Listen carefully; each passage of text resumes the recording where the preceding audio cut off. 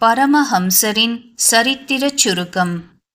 ஆண்டாயுன்னை காண்பதோர் அருளெனக் கருளுதியேல் வேண்டேன் மனைவாழ்க்கையை விண்ணகர் மேயவனே என்று திருமங்கை மன்னனோடு சேர்ந்து மனம் கசிந்து கூவி ஜெகத் காரணனான சர்வேஸ்வரனை நேருக்கு நேரே தரிசிக்க விரும்புவோர் அருமையிலும் அருமை. மற்றை கோடானு கோடி ஜனங்கள் கேவலம் விஷய சுகத்தில் அழுந்தி ஆயினை மனையை சேயினை பிதாவை அனத்தினை தனத்தினை விரும்பி சர்வ ஜீவ தயாபரனும் அடியவருக்கு எளியவனுமான ஈஸ்வரன் மீது கவனம் இல்லாது இருக்கின்றனர். இந்த துர்தசை இன்று அல்லது நேற்று உண்டானது அன்று.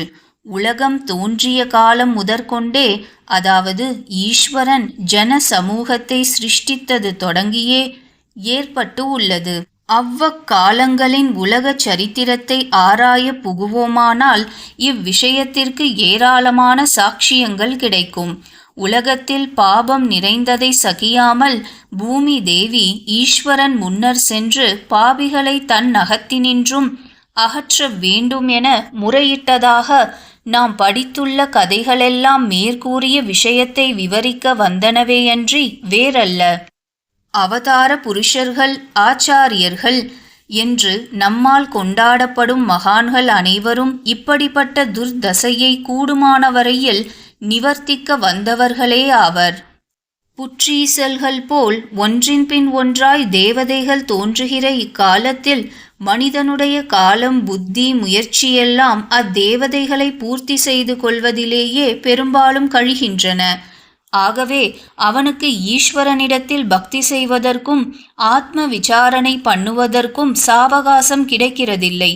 இப்படி மானிடர்கள் தங்களுடைய இந்திரியங்களின் வசப்பட்டு துர்தசை அடைய வேண்டுமென்பது சர்வேஸ்வரனுடைய திருவுள்ளமே அன்று. அவர்களுடைய தீச்செயல்களினால் எஞ்சி நிற்கும் நற்குணம் உடையவருக்கு தீங்குகள் நேர்வதை சர்வேஸ்வரன் சகிப்பதில்லை. ஆனது பற்றியே நல்லார்கள் தம்மை நலம் புரிந்து காத்தற்கும் பொல்லாரை பொன்று நெறி போக்கற்கும் சொல்லாரும் முந்தை அரணாட்டம் உய்த்தற்கு நான் பிறப்பேன் இந்த உகந்தோறும் மிசைந்து என்று ஸ்ரீ கிருஷ்ண பகவான் பகவத்கீதையில் சொல்லி அருளினார். தர்ம ஸ்தாபனத்திற்காக ஈஸ்வரன் அவதரிப்பதாக சொன்ன போதிலும் அவன் காலமல்லாத காலங்களில் தோன்றுவதில்லை. அவனுடைய தெய்வீக சக்தி உலகம் முழுவதும் பரவும் ஆதலால் அச்சக்தியை பொறுக்கவும் அதனால் நன்மை அடையவும் ஜனங்களுக்கு ஏற்ற மனநிலைமை வேண்டுவது அவசியம். வியாதியாயிருந்தால் மட்டுமேதான் மருந்து குணம் கொடுக்கும். கல் தரையில் போட்ட வித்து எவ்வித சௌகரியத்தை கொண்டும் முளைத்தெழாததை போல தெய்வீக சக்தியை பொறுத்து அதனால் பயனடையக்கூடிய மனநிலைமை மானிடருக்கு இல்லாத காலங்களில் ஈஸ்வர அவதாரம் நேர்வதில்லை. இதுவேதான் ஈஸ்வரனும் அவனுடைய அருளை பெற்ற மகான்களும் அருமையிலும் அருமையாகவே உலகத்தில் தோன்றுவதற்கு காரணம். நமது பாரத தேசம் ராஜ்ஜிய விஷயத்தில் சுயேச்சையை இழந்த காலம் முதற்கொண்டு நமது சனாதன தர்மத்திற்கு மலினம் நேர தலைப்பட்டது. முகமதியர்கள் நமது நாட்டின் மீது படையெடுத்ததின் காரணமாகவும் அவர்களின் கீழ் நமது நாட்டின் பெரும்பாகம் சென்றதின் காரணமாகவும் நம்முடைய தர்ம ஸ்தாபனங்களில் பல அழிந்தன. முகமதிய தர்மத்தில் தீவிர புத்தியை உடைய அவுரங்கசீபு சக்கரவர்த்தி என்பவர், திப்பு சுல்தான் மேலும் போன்றவர்கள் இந்துக்களை பலவந்தமாக முகமதியர்களாக மாற்றினர். சம தர்ஷன கொள்கையை பின்பற்றிய அக்பர் சக்கரவர்த்தியை போன்றவர்களால் நமக்குண்டான நன்மைகள் அற்பம் என்றே சொல்ல வேண்டும். இப்படி சனாதன தர்மம் குறைவடைவதை நிவர்த்திப்பதற்காகவே நானக் பாபா, கபீர் தாசர், ராமானந்தர், சைத்தன்ய மகாபிரபு சுவாமி முதலியோர் பல்வேறுபட்ட சமய கொள்கைகளை சமரசப்படுத்தி ஒருவாறு தேச க்ஷேமத்தை தேடினர். ஆனால் சென்ற 19ஆம் நூற்றாண்டில் பாரத தேசத்தில் ராஜ்ஜிய விஷயமாக பெரும் மாறுபாடு ஒன்று உண்டாயிற்று. சுமார் 350 வருஷங்களாக அரசு செலுத்திய முகலாய வம்சம் தலை கவிழ்ந்து போயிற்று. அதன் ஸ்தானத்தில் ஆங்கிலேய ராஜ்யம் தலையெடுத்தது. ராஜ பாஷையை கற்பதினாலும் ஆள்வோருடைய நடையுடைகளை பின்பற்றுவதினாலும் உண்டான சௌகரியங்கள் காரணமாக பலர் அவ்வாறு செய்ய தொடங்கினர். ஆங்கிலேயருடைய அரசாட்சியால் சனாதன தர்மத்திற்கு மலினம் ஏற்பட்டதென நாம் சொல்லவில்லை. உண்மையை கூறுங்கால் அவர்கள் இந்தியாவிலுள்ள தர்ம ஸ்தாபனங்களில் தலையிடுவதே இல்லை என்று சங்கல்பித்து கொண்டிருக்கின்றனர். இதனின்றும் அவர்கள் வழுவாதிருக்கும் வரையில் நமது தர்மத்திற்கு அவர்களால் யாதொரு மலினமும் ஏற்படாது. தர்மத்திற்கு மலினம் ஏற்பட்டது நம்மாலேயே. ஆங்கில பாஷையை படித்து பரீட்சைகளில் தேறி உத்தியோகம் செய்து பணம் சம்பாதிக்க வேண்டுமென்ற ஆசையும், ஆங்கிலேயரைப் போல் உடை உடுத்து உணவருந்தி அவர்களைப் போல ஆக வேண்டும் என்னும் அபிமானமும் நமது பிராச்சீன தர்மத்திற்கும் தலைமுறை தத்துவமாக வந்த பழக்கங்களுக்கும் நேர் விரோதிகள் ஆயின. இது காரணமாக ஜனங்களிடம் தெய்வ பக்தி குறைவதாயிற்று.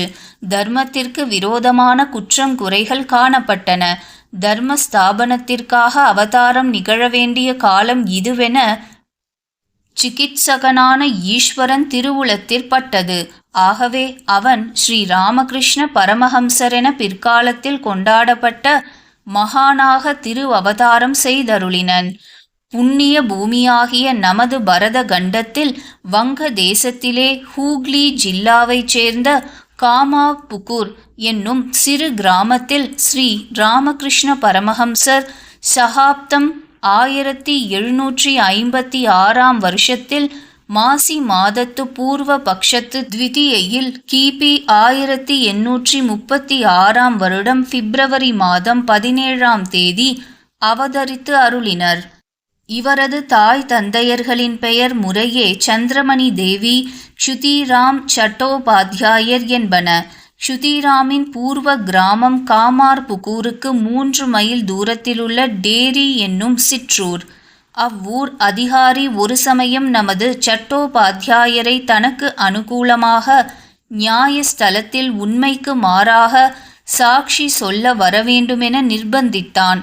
அப்படி வர முடியாதென இவர் மறுத்ததும் அதிகாரிக்கு கோபம் உண்டாகி இவரை பல விதத்திலும் இம்சிக்கத் தொடங்கினான். இது காரணமாக க்ஷுதிராம் தமது ஜென்ம கிராமத்தை விட்டு அகன்று காமார்புகூரில் குடியேறினார். குலத்தில் உயர்ந்தவராயினும் இவ்வுலகத்தவர் கொண்டாடும் பொருட்செல்வம் இவர்பால் இல்லை. என்றாலும் பக்தி பூர்வகமாய் பகவத் ஆராதனம் செய்து வந்தார். ஆகையால் மகா தர்மிஷ்டரெனவும் வாஸ்தவமான பக்தரெனவும் பிரசித்தி பெற்று வாழ்ந்து வந்தார். இவருக்கு வாக்கு சித்தி முதலிய திவ்ய சக்திகள் உண்டென்றும் இவர் ஈஸ்வர அனுக்கிரகம் பெற்றவரென்றும் அவ்வூர் ஜனங்கள் நம்பியபடியால் இவரை கண்டவுடன் பயபக்தியுடன் வந்தனம் அளிப்பார்கள். இவர் எதிரில் அற்பமான பேச்சுக்களையும் பேச மாட்டார்கள். இவரது பக்தியை பற்றி ஒரு கதை சொல்லப்படுகிறது. இவர் தமது குமாரத்தியை பார்ப்பதற்காக 12 மைல் தூரத்திலுள்ள ஒரு கிராமத்திற்கு ஒரு நாள் போய்க் கொண்டிருக்கையில் பாதி வழியில் யதேஷ்டமாய் தளிர்த்து கொண்டிருந்த ஒரு வில்வ மரத்தை கண்டார். உடனே மரத்தின் மீது ஏறி வேண்டிய வரையில் வில்வ தளங்களை கொய்து கொண்டு தமது உத்தேசப்படி மகளை பார்க்க போகாமல் அவற்றை கொண்டு சிவபூஜை செய்வதற்காக தம் வீட்டிற்கே திரும்பிவிட்டார். இவருக்கு ஸ்ரீ ராமச்சந்திர மூர்த்தியே குலதெய்வம். தாம் செய்யும் காரியங்களையெல்லாம் ரகுவீரனுக்கே அர்ப்பணம் செய்து விடுவார். அந்த பக்த வத்சலனுடைய கிருபா விசேஷத்தால் சட்டோபாத்யாயருக்கு எவ்வித குறையும் நேராது இருந்தது. ஒரு நாள் இவர் தீர்த்த யாத்திரையாக கயா க்ஷேத்திரத்திற்கு சென்றிருந்த பொழுது அங்கு கோயில் கொண்டு எழுந்தருளியிருக்கும் ஸ்ரீ மகாவிஷ்ணு இவருடைய பக்திக்கு மெச்சி இவர் கனவில் தோன்றி, நான் உனக்கு குமாரனாக அவதரிக்கப் போகிறேன் என்று அருளி மறைந்தனர். இதன் பிரகாரமே சந்திரமணி தேவி கர்ப்பவதியாக உரிய காலத்தில் நல்ல லட்சணங்கள் பொருந்திய புருஷ பிரஜையை பெற்றாள். ஸ்ரீ மகாவிஷ்ணுவின் பெயர்களில் ஒன்றான கதாதரர் என்ற நாமம் இக்குழந்தைக்கு இடப்பட்டது. இந்த கதாதரர்தான் பின்னர் ஸ்ரீ ராமகிருஷ்ண பரமஹம்சர் என பிரசித்தி வாய்ந்த பரமாச்சாரியர் ஆனார். இவருக்கு ராமகுமாரர் என்ற ஜேஷ்ட சகோதரர் ஒருவரும் இருந்தார். விளையும் பயிர் முளையிலே தெரியும் என்பது கதாதரர் விஷயத்தில் முற்றிலும் உண்மையாகவே இருந்தது. சமதர்ஷனம், எல்லோரிடத்தும் அன்பு, அருள், சாந்தம், சீலம் முதலிய நற்குணங்கள் இவரிடம் பிற்காலத்து விளங்கினவென்பதை நாம் அறிவோம். அப்படிப்பட்ட குணங்கள் அதி பால்ய தசையிலும் கூட இவரிடத்து மிக்கு தோன்றின. கிராமத்திற்கு அருகாமையில் உள்ள ஒரு மாந்தோப்பில் கதாதரர் தலைமையின் கீழ் சிறுவர்கள் எல்லோரும் கூடி விளையாடுவது உண்டு. அங்கு கதாதரர் மற்றைய எல்லா ஜாதி பிள்ளைகளோடும் சேர்ந்து யாதொரு ஜாதி வித்தியாசமும் பாராட்டாமல் விளையாடி கழிப்பார். வங்க தேசத்தில் கூத்தாடிகள் ஊரூராய் சென்று நாடகமாடி ஜனங்களை இன்புறுத்தி தாங்களும் பணம் பெறுவது வெகு காலமாக நடைபெற்ற வழக்கம். இதிகாசங்களான இராமாயணம், மகாபாரதம் இவைகளினின்றும் 14 புராணங்களினின்றும் ஏதாவதொரு கதையை எடுத்துக்கொண்டு அதை நடித்து காட்டுவது அத்தகைய கூத்தாடிகளின் தொழில். இவர்களுடைய நாடகத்தில் சங்கீதம்தான் பிரதானம். அதை கேட்பதற்கு ஜனங்கள் திரளாய் கூடுவார்கள். ஆதலால் கேவலம் எழுத படிக்க தெரியாதவனுக்கும் இக்கூத்தாடிகள் மூலமாக நமது புராண கதைகள் தெரிந்துவிடும். இப்படிப்பட்ட கூத்துக்கள் சுற்று பக்கத்தில் சமீபத்திலுள்ள எந்த கிராமத்தில் நடந்தாலும் சரி, அங்கு கதாதரரை நிச்சயமாக பார்க்கலாம். பார்த்த நாடகத்தை அவர் தாமே திரும்பவும் நடிக்கக்கூடிய ஞாபக சக்தி வாய்ந்தவராக இருந்தார். ஒரு நாள் மேற்கூறிய மாஞ்சோலையில் ஊர் சிறுவர்கள் விளையாடி கொண்டிருக்கும் பொழுது கதாதரர் வெகு இனிமையாக பாடி தமது தோழர்களை ஆனந்தப்படுத்தி கொண்டிருந்தனர். திடீரென்று பாட்டை நிறுத்திய கதாதரர், தம்பிகளே, நாம் அன்று பக்கத்து கிராமத்தில் பார்த்த ராதா சோகம் என்ற நாடகத்தை இப்பொழுது நடிக்கலாமா என்றனர். உடனே நடிக்கலாமே என்று அனைத்து குழந்தைகளும் ஒரே குரலாய் கூறினர். கதாதரருக்கு ராதை வேஷமும் மற்றவர்களுக்கு சேடிகளின் வேஷமும் போடப்பட்டன. கிருஷ்ணனுடைய பிரிவாற்றாமைக்கு பெரிதும் வருந்திய ராதைக்கு பிராண பயம் நேரிடுமென கண்டுகொண்ட சேடிகள் தங்களுள் ஒருத்தியாக பிருந்தையை கிருஷ்ணனிடம் தூது அனுப்பியதாக வரும் சந்தர்ப்பத்தை நடிக்கும் பொழுது, பிருந்தையாக வேஷம் பூண்டவன் ராதையாக வேஷம் தரித்த கதாதரரிடம் சென்று, கிருஷ்ணனிடம் என்ன சொல்கிறது என்று கேட்டான். கதாதரர் யாதொரு பதிலும் சொல்லாமல் கிருஷ்ணா கிருஷ்ணா என்று சொல்லிக்கொண்டே மூர்ச்சை அடைந்து கீழே விழுந்து விட்டார். இதனால் நாடகம் பாதியில் நிற்க வேண்டியது ஆயிற்று. கதாதரர் தம்மை ஒரு வேஷதாரனாக நினையாமல் வாஸ்தவத்தில் கண்ணனை பிரிந்த துயரமடைந்த ராதையெனவே பாவித்து விட்டார். கண்ணபிரான் உரலுடன் சேர்த்து பிணிக்கப்பட்டதை கேட்டு எத்திரம் உரலினோடு இணைந்திருந்தேங்கிய வெளிவே என்று ஸ்ரீ நம்மாழ்வார் சோகித்திருந்ததும் ஸ்ரீ ராமபிரான் தனிமையில் கரதூஷணாதியருடன் யுத்தம் செய்கிறார் என்பதை கேட்டதும் சதுரங்க சேனைகளையும் கூட்டிக்கொண்டு சகாயத்திற்கு ஸ்ரீ குலசேகர ஆழ்வார் புறப்பட்டதும் இப்படிப்பட்ட மனநிலைமைக்கு உதாரணங்கள் ஆகும். கதாதரருக்கு உலகப்பற்று பால்யம் முதற்கொண்டே அற்றிருந்தது. சந்நியாசிகளை கண்டால் அவருக்கு பரம சந்தோஷம். அவர்களோடு பேசுவதும் அவர்களுக்கு பணிவிடைகள் புரிவதும் கதாதரருக்கு உவப்பான காரியங்கள். ஒரு நாள் சந்திரமணி தேவியார் கதாதரருக்கு ஒரு புது வஸ்திரத்தை கொடுத்தாள். இவர் அதை உடுத்திக்கொண்டு ஜெகந்நாதத்திற்கு யாத்திரையாக செல்லும் சில சாதுக்கள் தங்கியிருந்த இடத்திற்கு அவர்களை தரிசிக்கச் சென்றார். அந்த சாதுக்கள் கௌபீனதாரிகளாக இருப்பதை பார்த்து தாமும் அவ்வாறே இருக்க எண்ணி தமது புது வஸ்திரத்தை துண்டு துண்டாக கிழித்து 2 துண்டுகளை கௌபீனமாக உடுத்திக்கொண்டு தம் தாய் முன்னர் சென்று, அம்மா, நான் சந்நியாசியாய் போய்விட்டேன் பார் என்றார். பால்யத்தில் கதாதரர் பார்வைக்கு வெகு அழகுள்ளவராக இருந்தார். ஆகவே ஊரார் எல்லோரும் அவரை கொண்டாடி கண்டபோதெல்லாம் அவருக்கு பக்ஷண பலகாரங்களை கொடுப்பதுண்டு. வயது முதிர்ந்தோர் கூட இவரிடமிருந்த பக்தியை பார்த்து இவர் தேவதாம்சரெனவே மதித்தனர். கதாதரர் பிறந்ததும் அவர் குடும்பத்தை பிடித்து வந்த தாரித்ரியம் ஒருவாறு நீங்கிவிட்டது. ஆகையால் அவருடைய பெற்றோர்களும் உற்றார் உறவினர்களும் அவரை வெகு உயர்வாகவே பாராட்டி வந்தனர். குழந்தை பருவத்திலேயே அவர் சித்திரங்களை எழுதுவதிலும் மண் பிரதிமைகளை செய்வதிலும் அபார சாமர்த்தியம் உள்ளவராக இருந்தார். மண் பதுமைகள் மட்டுமன்றி ஊனமாய்ப்போன சில விக்கிரகங்களையும் கூட செப்பனிடத் தொடங்கினார். தக்ஷிணேஸ்வர ஆலயத்தில் இவரால் செப்பம் செய்யப்பட்ட கிருஷ்ண விக்கிரகம் ஒன்று இன்றும் இருக்கிறது. 9வது வயதில் கதாதரருக்கு உபநயனம் ஆயிற்று. அத்தருணத்தில் வழக்கப்படி உயர் குலத்தில் உதித்த ஸ்திரீயிடம் பிக்ஷை ஏற்க வேண்டியிருக்க இவர் அவ்வாறு செய்யாமல் ஒரே பிடிவாதமாய் தாழ்ந்த குலத்திலுள்ள ஒரு பெண்ணிடம் பிக்ஷை ஏற்று தம்முடைய சம திருஷ்டியை அப்பொழுதே வெளிப்படுத்தினார். பிறகு கதாதரரின் தமையனாரான ராமகுமார சட்டோபாத்தியாயர் தாம் கல்கத்தாவில் ஏற்படுத்தியிருந்த கலாசாலையில் சேர்த்து படிக்கும்படி தூண்டினார். ஆனால் அங்கு நிகழும் வீண் வாதங்களைக் கண்டு வெறுப்புற்ற கதாதரர் தமக்கு அப்படிப்பட்ட கல்வி தேவையில்லை என்றும் வயிற்று பிழைப்புக்கான கல்வியன்றி ஈஸ்வரனை அடைய வேண்டிய கல்விதான் தமக்கு வேண்டுமென்றும் சொல்லி கலாசாலையில் கற்க மறுத்துவிட்டார்.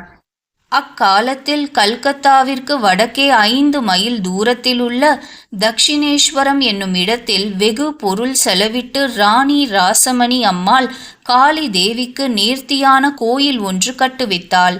அங்கு ராமகுமாரர் அர்ச்சகராக அமர்ந்து தமது தம்பியான கதாதரரையும் உதவிக்கு அழைத்துச் சென்றார். அங்கு கதாதரர் போஜனம் செய்யாமல் கங்கை கரையில் சுயம் பாகம் செய்து கொண்டு சாப்பிடுவார். சில காலம் சென்றதும் ராமகுமாரர் நோயால் வருந்தி இறந்துவிட்டார். அதன் பிறகு கதாதரரே அக்கோயிலுக்கு அர்ச்சகராக நியமனம் பெற்றார். காளி தேவியை ஆராதனை செய்வதில் இவர் காட்டிய பக்திக்கு அளவே இல்லை. அந்த ஜெகன் மாதாவை தமது தாயெனவே நம்பினார். தாயை பார்த்து குழந்தை கொஞ்சுவது போல பேசுவார். பின்னும் ஸ்தோத்திரம் செய்வார், ஆடுவார், பாடுவார். தேவி தமக்கு பிரத்யக்ஷமாகாததைக் கண்டு மனம் கசிந்து அழுவார். சில வேளைகளில் பக்தி பரவசத்தால் தேவிக்கு அர்ச்சிக்க வேண்டிய புஷ்பங்களை தலையிலே போட்டுக்கொள்வார். ஆரத்தி எடுக்கும் காலம் கழிந்த பிறகும் கூட ஆரத்தியை சுற்றி கொண்டே இருப்பார். இவ்விதமான விபரீத செய்கைகளினால் இவருக்கு பைத்தியம் பிடித்துவிட்டதென்று எல்லோரும் எண்ணினார்கள். இவருக்கு கல்யாணம் செய்து வைத்தால் சித்தப்பிரமை தீருமென்று நினைத்து தாயாகிய சந்திரமணி தேவியார் இவரை காமார்புக்கூருக்கு அழைப்பித்து இவருக்கு ராமச்சந்திர முகோபாத்தியாயர் என்பவரின் குமாரத்தியான சாரதாமணி தேவி என்னும் 5 வயது பெண்ணை விவாகம் செய்வித்து வைத்தார். விவாகமான பிறகு இவர் கல்கத்தாவிற்கு வந்து பழையபடியே காளி கோவிலில் பூஜையை ஒப்புக்கொண்டார். ஆனால் சித்தப்பிரமை மட்டும் முன்னிலும் பன்மடங்கு அதிகமாயிற்று. தேவியை நோக்கி, தாயே, அடியேனுக்கு பிரத்யக்ஷமாவது என்று எப்பொழுது என்று கதறி அழுவார், துயரம் உறுவார். டாக்கா நகரவாசியான வைத்தியர் ஒருவர் இவருக்கு தெய்வ பித்தேறி இருக்கிறதென்று கண்டுபிடித்தாரே ஒழிய மற்றையோரெல்லாம் பைத்தியமென்றே கருதினார். அன்பும் பக்தியும் இப்படி நாளுக்கு நாள் அதிகரித்து கொண்டு வருகையில் ஒரு நாள் தேவி தமக்கு பிரத்யக்ஷம் ஆகாததற்கு கதாதரர் மிகவும் வருந்தி தம் உயிரை மாய்த்து கொள்ள விரும்பினார். அடியவர்களுடைய துயரத்தை பொறுக்காத தேவி உடனே பிரத்யக்ஷமாகி, குழந்தாய், சமாதானம் அடைந்து கொள், நீ கூப்பிடும் போதெல்லாம் நான் வருவேன், தரிசனம் தருவேன் என்று திருவாய் மலர்ந்தருளி மறைந்தாள். பிறகு நிர்விகல்ப சமாதியை அடைவதற்காக இவர் 12 வருஷங்கள் கொடிய தவம் புரிந்தார். அக்காலத்தில் நீண்ட காலம் கண்மூடி தூங்கினதில்லை. அவர் சமாதி நிஷ்டையில் இருக்கும்போதெல்லாம் அவருடைய மருகரான ஹிருதயர் அவரது சரீர ஆராதனையின் பொருட்டு கொஞ்சம் கொஞ்சம் அன்னம் ஊட்டுவார்.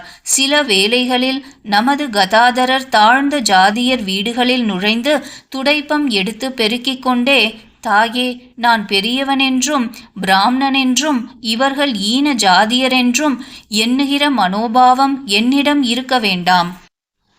இவர்கள் அனைவரும் பிரம்மஸ்வரூபம் என்னும் எண்ணம் எனக்கு உண்டாகும்படி அனுகிரகம் செய்ய வேண்டும் என்று பிரார்த்திப்பார். செல்வத்தை இவர் ஒருபோதும் மதித்ததில்லை. ஒரு கையில் மண்ணையும் மற்றொரு கையில் பணத்தையும் வைத்துக்கொண்டு பணம் மண், மண் பணம் என்று கூறிக்கொண்டே மாற்றி மாற்றி இரண்டையும் கங்கையில் எரிந்த விபரத்தையும் கோவில் அதிகாரியான மதுரநாதர் கொடுத்த விலையுயர்ந்த சால்வையை மண்ணில் போட்டு மிதித்து அப்பால் அகற்றிய சம்பவத்தையும் உதாரணமாக சொல்லலாம். இத்தருணத்தில் பிராமண ஸ்திரீ ஒருத்தி தோன்றி கதாதரருக்கு கடுந்தவத்தால் ஏற்பட்ட தேக எரிச்சலையும் தீரா பசியையும் போக்கி யோகாபியாசத்தின் இரகசியங்களையெல்லாம் அவருக்கு போதித்தாள். பின்னர் கதாதரர் பாரமார்த்திக ஞானம் அனைத்தையும் உணர்ந்து ஞானியாக வேண்டுமென்று முயல்கையில் தோதாபுரி என்ற ஒரு மகான் வந்து இவருக்கு சகல வேதாந்த ரகசியங்களையும் உபதேசித்தார். கதாதரர் அவருடைய உபதேசப்படி 3 நாள் அபியாசம் செய்து நிர்விகல்ப சமாதி சித்தியை அடைய பெற்றார். தோதாபுரி 40 வருஷம் சிரமப்பட்டு அடைந்த நிர்விகல்ப சமாதியை கதாதரர் 3 நாட்களிலேயே பெற்றதற்கு முன்னவர் ஆச்சரியம் அடைந்து, அப்பா, இனி எனக்கு நீ சிஷ்யன் அல்ல, எனக்கு சமானமானவன் என்று சொல்லி சில காலம் அவருடன் தங்கி தமக்கு தெரிந்த விஷயங்களையெல்லாம் கதாதரருக்கு சொல்லி தாமும் அவரிடமிருந்து பல விஷயங்களை கற்று பின் அவ்விடம் விட்டு சென்றார். தோதாபுரி மகான் போன பிறகு கதாதரர் 6 மாத காலம் நிர்விகல்ப சமாதியில் இருந்தார். அதன் பயனால் அவருக்கு இரத்த கடுப்பு உண்டாயிற்று. உடம்பு ஒருவாறு குணமானதும் அவருடைய பக்தி வைராகியம் வேறு விதத்தில் திரும்பியது. வைஷ்ணவ சித்தாந்தத்தை அனுசரித்தும் பக்தி யோகத்தால் ஈஸ்வரனை ஆராதிக்கத் தொடங்கினார். தம்மை ராதையாக பாவித்து ஸ்ரீ கிருஷ்ணனை தமக்கு நாயகனாக கருதி அவரது சாநித்தியத்தை அடைந்து ஆனந்தித்தார். இதுபோலவே இன்னும் பல தெய்வீக காட்சிகளை கண்டு களித்தார். பின்னர் நமது நாட்டிலுள்ள முகமதிய மதம் முதலான இதர தர்மங்களையும் கொஞ்ச காலம் அனுசரித்து அவைகளின் மூலமாயும் தமது இஷ்ட சித்தியை வெகு சீக்கிரத்தில் அடைந்தார். அப்பால் கிறிஸ்துவ மதத்தையும் அனுசரித்து ஞான நிஷ்டையில் இயேசு கிறிஸ்துவை கண்டு வாழ்த்தி திருப்தி அடைந்தார். இப்படி பல்வேறு தர்மங்களின் கோட்பாடுகளை அபியசித்து அவைகளின்படி பக்தி செய்து தரிசனம் கண்ட பிறகு எல்லா மதங்களும் உண்மையே என்றும் சச்சிதானந்த பரபிரம்மம் ஒன்றே என்றும் அதையே ஒவ்வொரு மதஸ்தரும் ஒவ்வொரு விதமாக ஆராதிக்கின்றனர் என்றும் ஒன்றுக்கொன்று விரோதமாக காணப்படும் இந்த தர்மங்களெல்லாம் அந்த பரபிரம்மத்தை அடைவதற்கான பல்வேறு மார்க்கங்களே என்றும் நமது கதாதரர் சித்தாந்தப்படுத்தினார். இத்தருணத்தில் கதாதரரின் மனைவியான ஸ்ரீ சாரதாமணி தேவிக்கு 18 வயது ஆகியிருந்தது. அவள் தன் புருஷனுக்கு சித்த சுவாதீனம் இல்லாதிருப்பதை கேட்டு துக்கித்து அவரை நேரில் தரிசித்து சங்கதியை தெரிந்து கொள்ள வேண்டுமென்று தன் கிராமத்தை விட்டு தக்ஷிணேஸ்வரத்திற்கு கால்நடையாக நடந்து வந்து தன் பதியை கண்டாள். கதாதரர் அவளை வெகு பிரியமுடன் வரவேற்றாரென்றாலும் அவளை பார்த்து, உன்னை முன் மணந்த கதாதரன் இறந்துவிட்டான். இப்போதிருக்கும் புதிய கதாதரன் எந்த ஸ்திரீயையும் மனைவியாக ஏற்பதில்லை.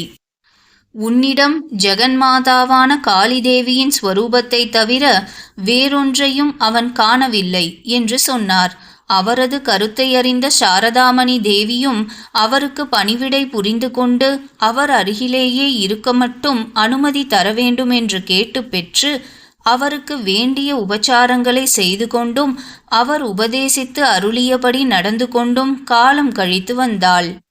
தமது கணவனை பகவானது அவதாரமாகவே பாவித்து அவரை போலவே ஞான செல்வம் பெற்று பரம பக்தையாய் வாழ்ந்து வந்த அவ்வுத்தமி 1920 வருடம் ஜூலை 20 அன்று கல்கத்தாவில் தேக வியோகமாயினாள். அக்காலத்தில் மதுரநாதர் குடும்ப சகிதராய் தீர்த்த யாத்திரை சென்றபொழுது நமது பரமஹம்சரையும் அழைத்து சென்றனர். பிருந்தாவனம் வரையில் போய் திரும்பியதனால் பரமஹம்சருக்கு காசியில் பிரசித்தி பெற்றிருந்த திரைலிங்க சுவாமிகள் முதலிய மகான்களுடைய பரிச்சயம் ஏற்பட்டது. பரமஹம்சருக்கு பிருந்தாவனத்திலேயே தங்கிவிட வேண்டுமென்று அவா மிகுந்திருந்தது. ஆனால் ஜெகன்மாதாவான காளிதேவியை விட்டு பிரிய மனமில்லாதவராகி திரும்பவும் தக்ஷிணேஸ்வரத்திற்கே வந்துவிட்டார். திரும்பும் காலையில் வைத்தியநாதம் என்ற ஊரில் உள்ள ஜனங்கள் பரம தரித்திரர்களாய் ஊன் உடையின்றி தவிப்பதைக் கண்டு மனமிறங்கி அவர்களுடைய குறைகள் தீர்ந்தாலன்றி தாம் தக்ஷிணேஸ்வரத்திற்கு வருவதில்லை என நின்றுவிட்டார். இதை கண்ட மதுரநாதர் அவ்வூராரெல்லாருக்கும் வேண்டிய அளவு ஆகாராதிகளும் ஆடைகளும் கொடுத்து பரமஹம்சரை திருப்திப்படுத்தி அவரை கூட அழைத்து கொண்டு ஊர் வந்து சேர்ந்தார். அதன் பிறகு பரமஹம்சருடைய காலம் முழுவதும் அவரிடம் வருபவருக்கு உபதேசம் செய்வதிலேயே பெரும்பாலும் கழிந்தது. அவரை தரிசித்து ஞானோபதேசம் பெற வேண்டியதற்காக தக்ஷிணேஸ்வரத்திற்கு வந்த ஜனங்களிற்கு அளவே இல்லை. பிரம்ம சமாஜ தலைவரான பாபு கேசவ சந்திரசேனர் இவரை ஒரு தரம் வந்து பார்த்து இவருடைய மகிமைகளை வெளியிட்ட பிறகு பரமஹம்சரை நேரில் தரிசிக்க வந்த ஜனங்களை பல்லாயிரக்கணக்கில்தான் அளவிட வேண்டியதாயிருந்தது. கேசவ சந்திரருக்கும் பரமஹம்சருக்கும் பரஸ்பர அன்பு மேலிட்டது. பிரம்ம சமாஜத்தார் ஈஸ்வரனை தாயாக பாவித்து வழிபடும் கொள்கை பரமஹம்சருடைய அனுகிரகத்தால் ஆனதே. ஐரோப்பா, அமெரிக்கா முதலிய மேற்றிசை கண்டங்களில் வேதாந்த தர்சனத்தை பரவச் செய்து புகழ்பெற்ற ஸ்ரீ விவேகானந்த சுவாமிகளென பின்னர் கொண்டாடப்பட்ட நரேந்திரநாத தத்தர் முதலியோர் பரமஹம்சரிடம் உபதேசம் பெற்று சிஷ்யர்கள் ஆனது இக்காலத்தில்தான். பரமஹம்சர் தம்மை பார்க்க வந்தவர்களுடன் உதயம் முதல் அஸ்தமனம் வரையில் வேதாந்த விசாரம் செய்து அவர்களுடைய பக்குவ நிலைக்கு ஏற்றபடி உபதேசம் செய்து வந்தார். யான் பெற்ற இன்பம் பெருக இவ்வையகம் என்பதே அவரது கொள்கை. ஆதலால் தம் சரீர சௌக்கியத்தை கொஞ்சமேனும் கவனிக்காமல் பிறருக்கு உபதேசம் செய்வதையே பிரதானமாக கொண்டிருந்தார். சற்று சிரமபரிகாரம் செய்து கொள்ளும்படி யாரேனும் நிர்பந்தித்தால், எனது முயற்சியினால் ஓர் ஆத்மாவேனும் பந்தத்திலிருந்து நீங்கி மோட்சம் அடையுமானால் அதற்காக என் சரீர வருத்தங்கள் இன்னும் 100,000 மடங்கு அதிகமானாலும் சகித்து கொள்வேன் என்பார். தனக்கென வாழா பிறருக்கு உரியாளன் என்பது புத்த தேவருக்கு மட்டும் பொருந்திய மொழியன்று, நமது பரமஹம்சருக்கும் நன்கு பொருந்தும். 1885 வருஷத்தில் பரமஹம்சருக்கு தொண்டை புண்ணோய் உண்டாகி வர முதிர்ந்தது. சிகிச்சை செய்த வைத்தியர்கள் இவர் ஒன்றுமே செய்யாது படுத்த படுக்கையோடிருந்தால் குணமுண்டாகும் என்று கூறினர். சென்றவிடமெல்லாம் கும்பல் கும்பலாக கூடும் ஜனங்களை வீணே போகச் சொல்வதற்கு மனமிராத பரமஹம்சர் அவர்களோடு ஏதாவது வார்த்தையாடிக்கொண்டே இருப்பார். தொண்டை கட்டிப்போய் கஞ்சி, பாயசம் முதலிய திரவ பதார்த்தம் கூட உட்கொள்ளாத சமயத்திலும் அவர் ஞானோபதேசத்தை நிறுத்தவில்லை. இப்படி பரோபகாரத்திலேயே காலத்தை கழித்து 1886 வருஷம் ஆகஸ்ட் 16 இரவு சமாதியில் பிரவேசித்து பரபிரம்மத்தில் இரண்டர கலந்தனர். பரமஹம்சர் செல்வத்தை திரணமாக மதித்தனர் என்பதை முன்னமேயே கூறியிருக்கிறோம். பொன் வெள்ளிகளை அவர் தொடுவதே இல்லை. தூக்கத்தில் இருக்கும்போது கூட அவைகள் தேகத்தில் பட்டால் அவருக்கு நடுக்கம் உண்டாகும். மதுரநாதர் தக்ஷிணேஸ்வரம் கோயிலையும் அதற்காக வருஷம் ஒன்றிற்கு ரூபாய் 25,000 வருமானமுள்ள சொத்துக்களையும் பரமஹம்சரிடம் விட்டு விடுவதாக பலமுறை சொன்ன போதிலும் இவர் அத்தகைய பெருங்கொடையை ஏற்றுக்கொள்ளாமல் நிராகரித்து விட்டதன்றி மறுமுறையும் அப்படி நிர்பந்தப்படுத்தினால் தாம் அவ்விடத்தையே விட்டு போய்விடுவதாகவும் பயமுறுத்தினார்.